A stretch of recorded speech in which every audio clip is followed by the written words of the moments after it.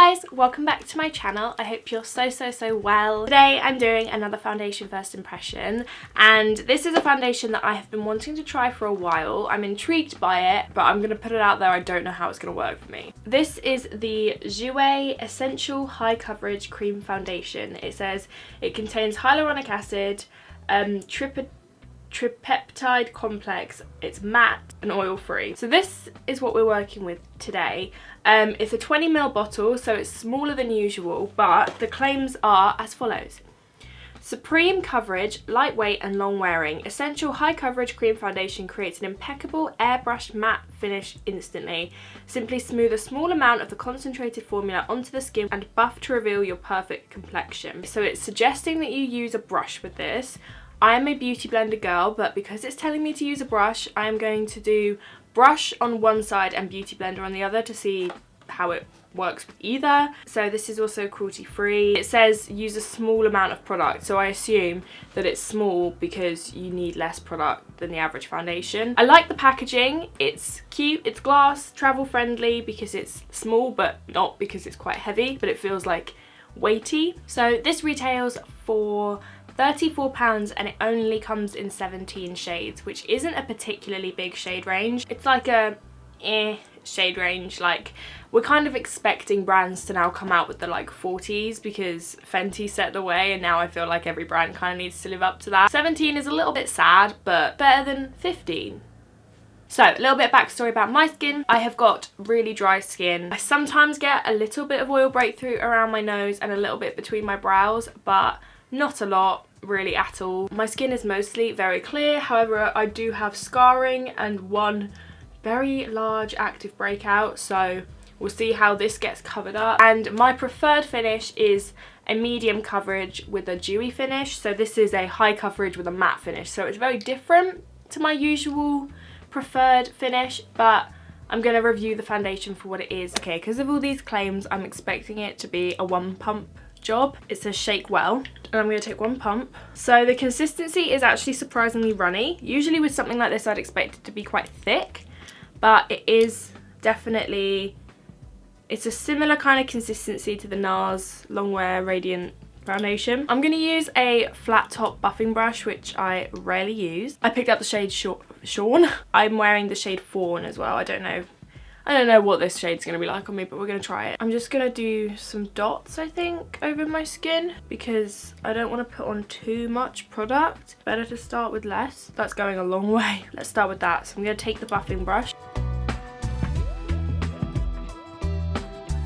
Wow.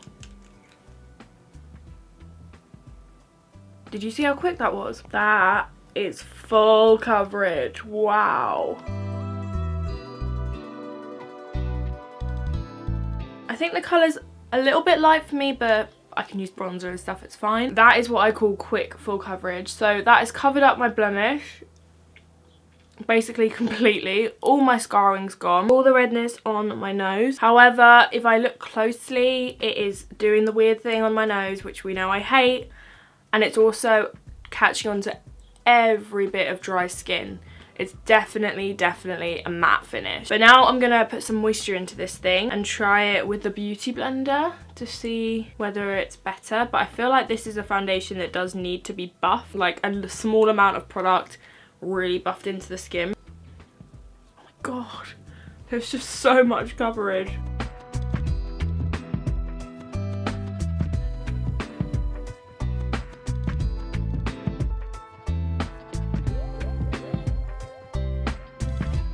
I have so much product left from one pump. It's sitting okay.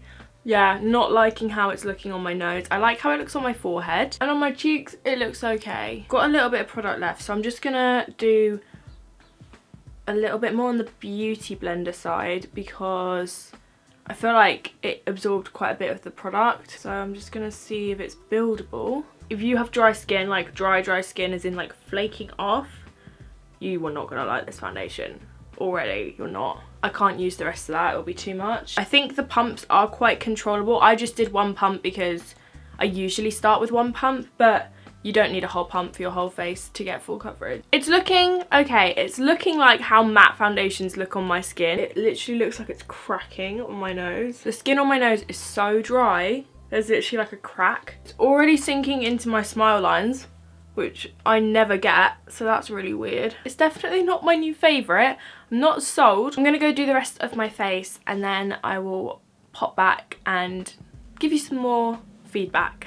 Alright, you lot, I have just done the rest of my face. So when I was trying to contour my nose, as I was applying, it was picking up the foundation because I haven't set my face. I only set a little bit under my eyes because it feels so dry. I feel like I can't set it. If I don't set it, when I put product on top, it picks up. Do you know what I mean? So I've put a little bit of powder on under my eyes and on my nose, and then it worked fine after that. My skin looks flawless, but it does look just very dry on my nose area. Great under my eyes, which is weird. Usually it looks really dry there, and it hasn't creased too badly on my forehead.